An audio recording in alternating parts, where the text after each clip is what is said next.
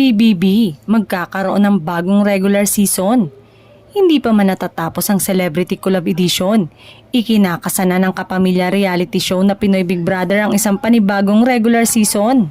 Sa katunayan, pinaghahanda na rin ng ABS-CBN at ng Star Hunt ang lahat para sa mga magaganap na auditions sa loob at labas ng bansa para sa pagkakataong maging susunod na housemate sa bahay ni Kuya. Abangan na lang sa mga social media platform ng mga nabanggit ang mga karagdagang detalye para sa tsansa na mas makilala ka at sumikat. Samantala, marami naman ang nagsabi na pabor nga sa Kapuso Network ang nasabing collaboration dahil bukod sa mataas na rating sa network ay tila mas nakilala umano ang ilang sparkle artist nang pumasok sa bahay ni Kuya. Dahil sa success ng collaboration ngayong taon, may mga kumakalat na muling magsasanib puwersa ang dalawang istasyon sa pagbabalik ere ng PBB sa regular edition nito.